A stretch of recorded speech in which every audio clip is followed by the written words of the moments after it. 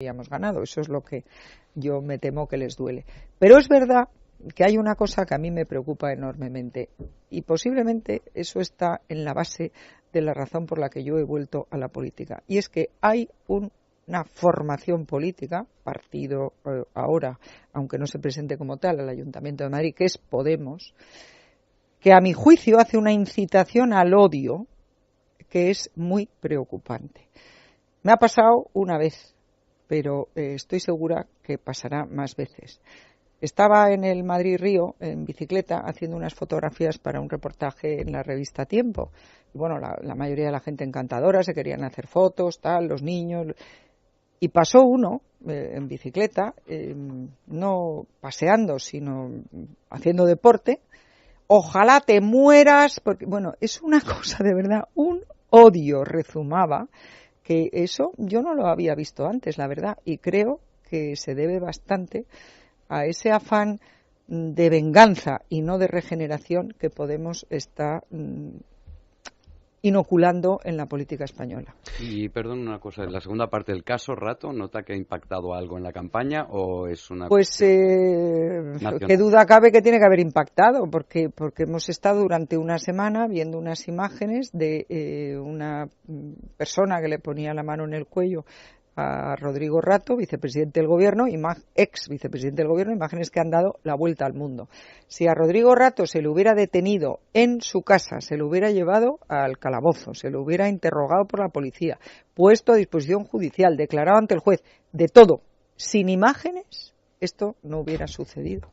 Le pregunté a Federico Trillo, porque también ha salido en los papeles últimamente, si esto era fuego amigo, fuego enemigo, y dijo Federico Trillo que algo olía a podrido en Dinamarca. ¿A usted a qué le huele todo esto, señor Aguirre?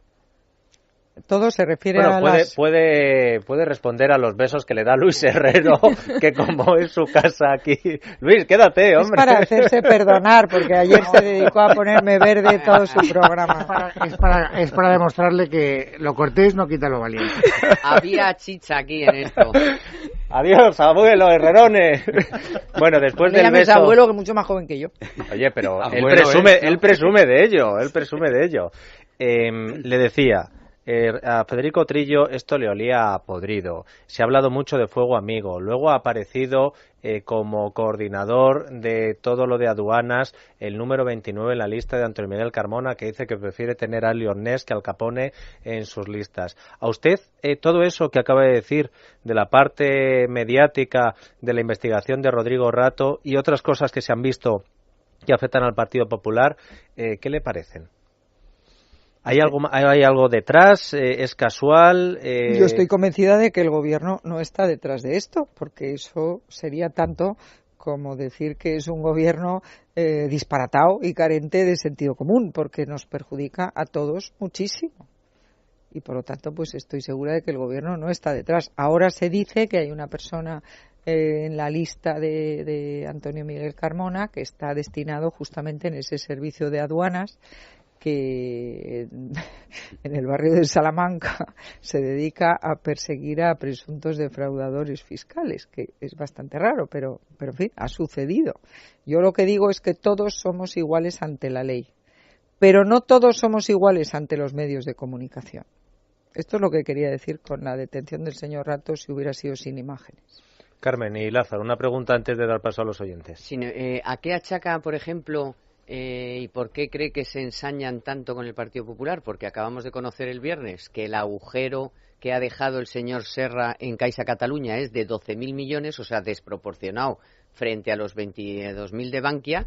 Vemos cómo han tratado al señor Rato y vemos que el señor Narcís Serra ni está ni se le espera ni nadie sobre habla. todo no hemos visto sus imágenes ni las cámaras a la puerta de su casa, que ni le han detenido. Porque, no sé, este funcionario de aduanas pues quizá era merecedor de que viéramos su fotografía en los periódicos o las cámaras en la puerta de su casa, pero no, si hubiera sido un funcionario del PP, sería al revés. ¿El Partido Popular deja siempre demasiados topos dentro? O sea, cuando llega, como que no hay una limpia clara de lo que había, porque este señor ya iba en las listas de antes del Partido Pero los Socialista. Funcionarios están en su puesto de trabajo, han ganado su plaza por oposición, y por lo tanto pues están en su derecho de opinar lo que quieran.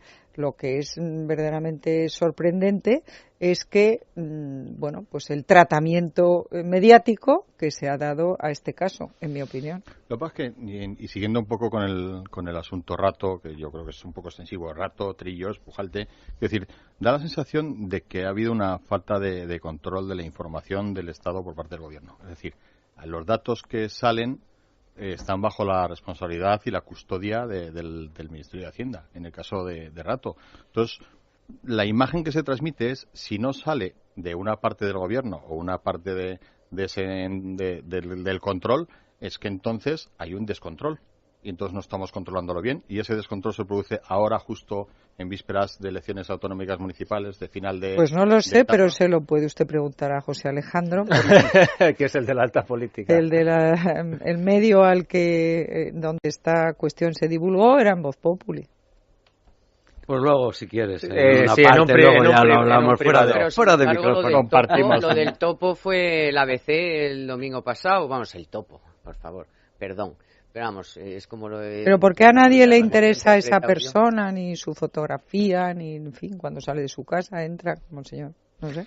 Ha citado usted a Podemos, que ahora en las encuestas, no sé si en la realidad, pero en las mismas encuestas que lo daban como primera fuerza política, ahora le están dando la cuarta fuerza política. No. Las encuestas que han dado a Podemos primera fuerza política, 3 veces en diciembre, cuando yo me ofrecía a ser candidata, le han vuelto a dar primera fuerza política. Bien es cierto que bajando hace 15 días. O sea, Podemos, de acuerdo con la empresa Metroscopia, que es una empresa muy seria, es primera fuerza política a nivel de toda España. Lo que pasa es que esa misma empresa Metroscopia, que le daba hasta un 22% de intención directa de voto, ahora le está dando un 12%, y yo le digo que no sé si la realidad... Metroscopia le da un 12% en Madrid. La cadena es la cuarta. No, si yo estoy hablando de España. De España en general, pero insisto, no sé si es la realidad, pero por lo menos lo que nosotros percibimos, porque aquí incluso han llamado muchos oyentes, han llamado oyentes diciendo, yo era votante del Partido Popular, pero ahora estoy dispuesto para votar hasta Podemos, porque y a esos oyentes que parece que ya la parte Podemos no les llama tanto la atención, sin embargo, a muchos todavía no les ha convencido el Partido Popular, y ahí se ven las encuestas que todavía no vuelve a los niveles que estaba en las últimas elecciones. ¿Cómo van a hacer ustedes, en este caso usted, para recuperar al votante que sigue enfadado con el Partido Popular y que o bien está pensando en quedarse en casa o votar a otras opciones, aunque no sea Podemos? Bueno, ese es el trabajo que yo tengo. He tenido la inmensa suerte de haber tenido un porcentaje de votos que a mí me ha emocionado en todas las ocasiones en las que me he presentado ante los madrileños, y según las encuestas, en este caso, pues no voy a llegar a esto, ni mucho menos. Y por lo tanto, pues el trabajo que yo tengo es convencer a los que ya me votaron en anteriores ocasiones de que yo sigo siendo la misma. Yo he cumplido estrictamente el programa electoral con el que me he presentado. No me he apartado ni un ápice de los principios y valores del partido. Y por lo tanto, por esas razones por las que les pido el voto. El voto no se lo puedo pedir porque estamos en pre-campaña. Rajoy va a participar en... Pero en fin, que me den su confianza, que es lo que es el eufemismo que se dice ahora. ¿Rajoy va a participar en esa campaña electoral activamente, por lo menos en Madrid? Pues sí, en Madrid tenemos previsto un acto con el presidente Rajoy, y creo que es el próximo lunes, día 11. Y Aznar, que es otra de las tesis... También. Aznar estará en el gran acto que hacemos con interventores y apoderados el domingo 17. Nieves. Y ahora me falta María Sangil, porque todos los días me dicen en los programas de radio que si ya la he llamado, y la verdad es que todavía no la he llamado, pero la llamaré. Pero si escucha esta radio, doña bueno, María pues por Sangil, eso, María, por favor, voy a llamarte ahora mismo en cuanto salga de aquí. Hemos recibido en las redes sociales muchísimas preguntas a la candidata del Partido Popular al Ayuntamiento de Madrid, preguntas sobre asuntos municipales, alguno de política nacional, incluso alguno personal que yo no sé si luego me dará tiempo a plantear, pero le planteo la pregunta que le hace Nuria. ¿Qué le parece la propuesta de Ciudadanos sobre legalizar la prostitución? Bueno, no creo que ha dicho legalizar la prostitución, creo que ha dicho regularla. Tampoco regularizar, creo que ha dicho regularla, ¿no? A mí me parece que la prostitución es una actividad que, si se ejerce libremente, no veo por qué vamos a impedir que quien quiera pagar por sexo o cobrar por sexo pueda hacerlo. Otra cosa serán las mafias, los proxenetas y en fin. Y luego a mí me molesta bastante que se hable solo de mujeres prostitutas cuando está lleno de chaperos y de hombres que ejercen la prostitución. Yo no estoy de acuerdo para nada con los que dicen que toda la prostitución es obligada y los que dicen que lo que hay que hacer es penalizar al cliente. A mí me parece que en este momento la prostitución tampoco es un problema enorme para la ciudadanía. El otro día, leyendo al profesor Francisco Cabrillo, decía con mucha razón que lo mejor sería dejarlo como está, porque decía, si lo que se quiere es, como en no sé qué país, creo que es en Holanda, ¿no? que paguen, que las prostitutas den factura y que se pague el IVA y todo esto, decía, si nos vamos al diccionario de la Real Academia, veremos que proxeneta es el que se aprovecha de la prostitución sin ejercerla.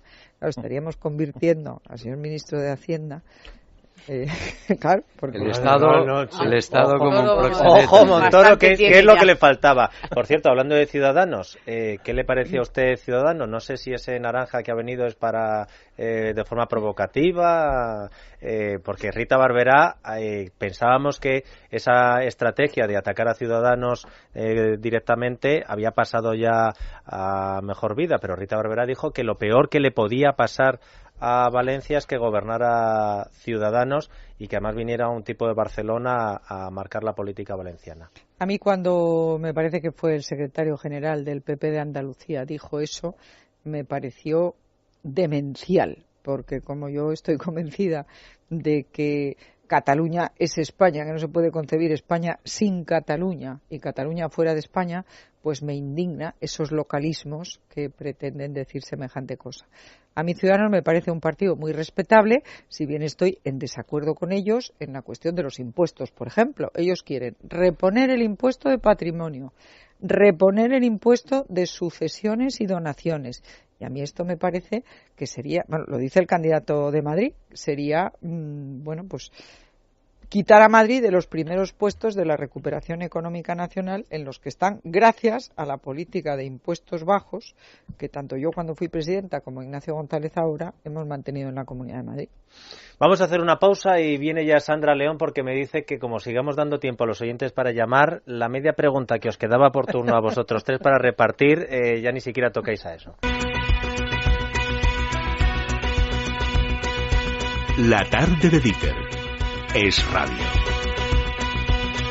6:39, 5:39 en Canarias. Continuamos con Esperanza Aguirre. Sandra León, buenas tardes. Muy buenas tardes. A ver cómo te reparten los tiempos, Sandra, porque nos quedan menos de 20 minutos y veo todo el listado de preguntas y temas para la candidata del PP en la Alcaldía de Madrid. Lo primero que tengo que decir a nuestros oyentes es que ya le hemos dado a doña Esperanza Aguirre un folio y un boli para que vaya apuntando todas las preguntas porque son muchas. Las hemos dividido en dos bloques. Por un lado, las estrictamente madrileñas y por otro lado ya las cuestiones nacionales. Así que vamos a empezar con las primeras y ya os digo que hay un poco de todo, ¿eh? Hay cuestiones relacionadas con el bolsillo, de las que le gustan a Carmen Tomás, también preguntas relacionadas con el ocio nocturno, con la limpieza y seguridad en las calles que no son precisamente del centro de Madrid y también alguna que otra pregunta sobre alguna de sus primeras promesas. ¿Qué tiene pensado de hacer con el Palacio de Cibeles? Gente que trabaja en el ayuntamiento va soltando el bulo de que les vas a bajar el sueldo. A ver si Esperanza puede quitar las desorbitadas plusvalías que hay que pagar cuando heredas un piso de tu madre. ¿Qué es lo que piensa hacer al respecto sobre el servicio de estacionamiento regulado del centro de Madrid?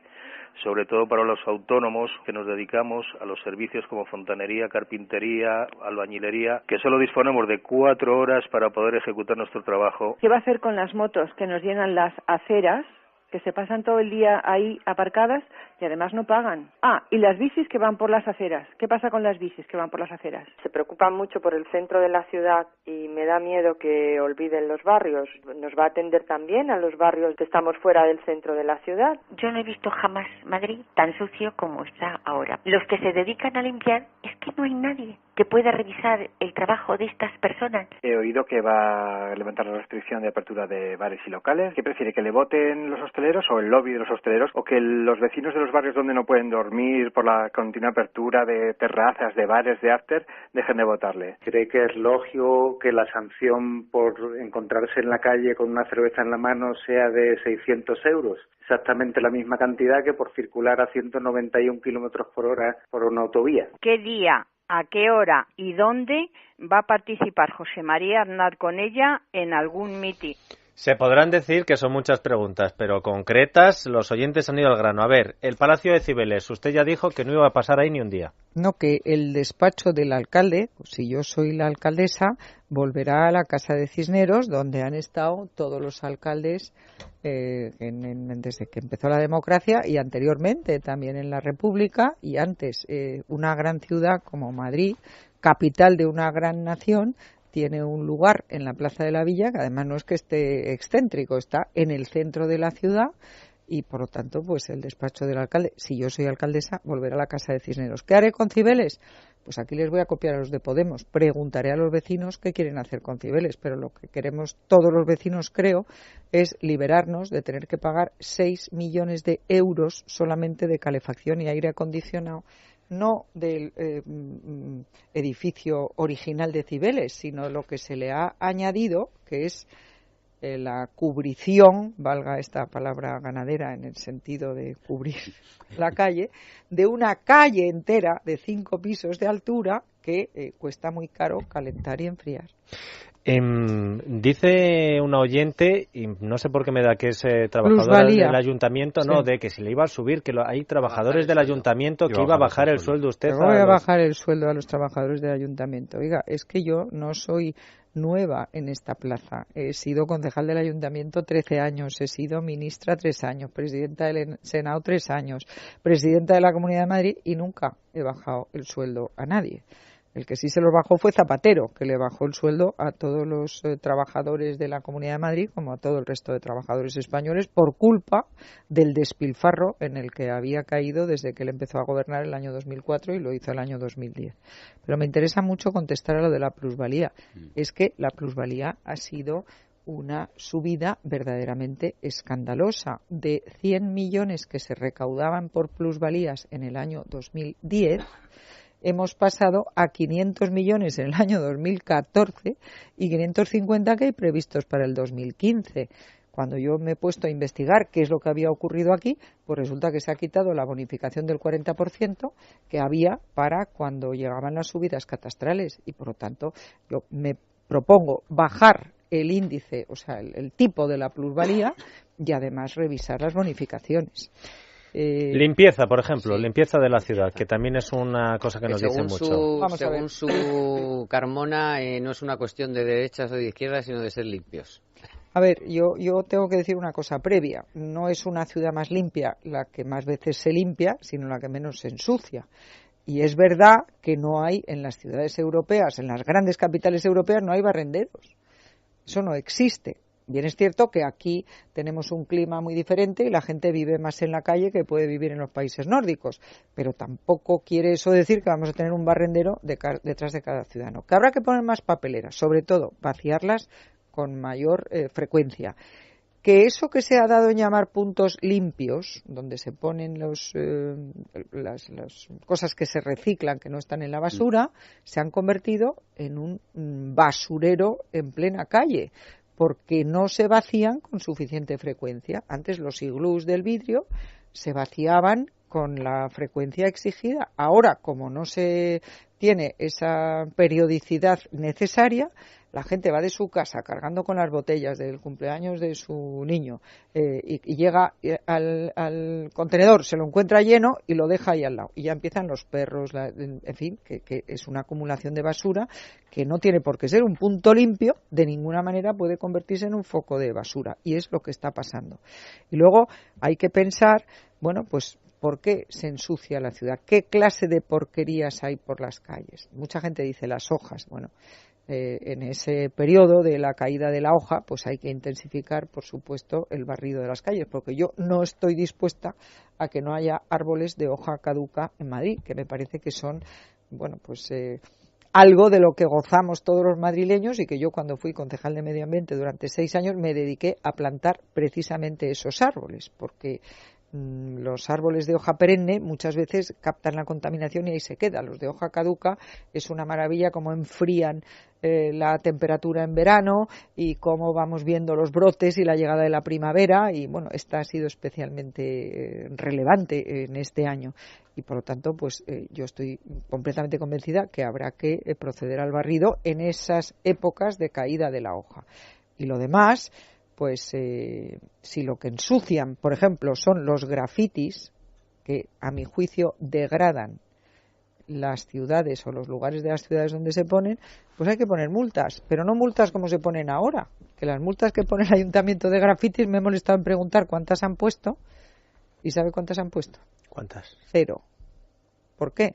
Pues porque habían decidido que iban a poner multas, pero en vez de ponerlas por la vía administrativa, como este que se quejaba de los 600 euros por tomar una cerveza en la calle, que me parece absolutamente disparatado y estoy decidida a que eso no sea así, pues en vez de ir por la vía administrativa, como van con el tráfico, que te ponen la multa inmediatamente y si no la pagas te la mandan a la cuenta corriente, a los grafitis se le mandan al juez. Y claro, los jueces pues bastante tienen con lo que tienen y con los de Podemos para hacer caso a los grafiteros. A ver, Sandra, que sé que se nos quedan cosas en el tintero, pero como hay otro bloque de llamadas de oyentes, quiero que por lo menos se escuchen sus reivindicaciones. Las bicis que van por las sí. aceras, eso es una de las quejas que en mayor número he recibido cuando he estado en el sofá en los distintos lugares de Madrid. Porque la gente, y sobre todo la gente mayor, pues se asusta mucho y tiene miedo porque le pasa a un ciclista por la acera. Están aterrorizados. Exactamente. La gente mayor, porque es que además van a unas velocidades que no son unas bicis, parecen un Sputnik. Sin embargo, las motos, pues yo lo que creo de las motos que se ha autorizado que vayan por el carril bus, y a mí me parece bien, es que habrá que buscar más lugares de aparcamiento. Es bueno para el tráfico de la ciudad que más gente utilice la moto. Sandra. Bueno, quedaba alguna más pendiente, pero el mitin de Aznar, por ejemplo, ya lo dijimos antes, que era el 17 a los de mayo, vecinos, ¿no? Y el ruido, que es muy importante. En ningún momento he dicho yo que me vaya a plegar a las exigencias del horario de los hosteleros ni de los bares. No, no. Lo primero son los vecinos. Pero es lo cierto que una vez que se tiene garantizada por parte del restaurante que sea el cumplimiento de la normativa y que hay una insonorización suficiente, a mí me parece que, por ejemplo, el que las terrazas de los restaurantes no puedan abrir hasta las 10 de la mañana, cuando ellos mismos dicen que a las 8 puede empezar una obra y que hay muchos desayunos y mucha actividad comercial que podrían tener, pues creo que se podría abrir a las 8, ¿por qué no? ¿Y el carga y descarga? ¿Lo puedo meter? El carga y descarga me propongo limitarlo de 7 a 11. Creo que ya está bien de 7 a 11 de la mañana. Y luego había más preguntas de carácter nacional, pero bueno, las resumo yo, sino para ir acortando, que lo que importante son las respuestas. A fin de cuentas, le preguntan si se arrepiente de no haber dado un paso al frente en el Congreso de Valencia. No, ¿cómo me voy a arrepentir? Si era absolutamente imposible.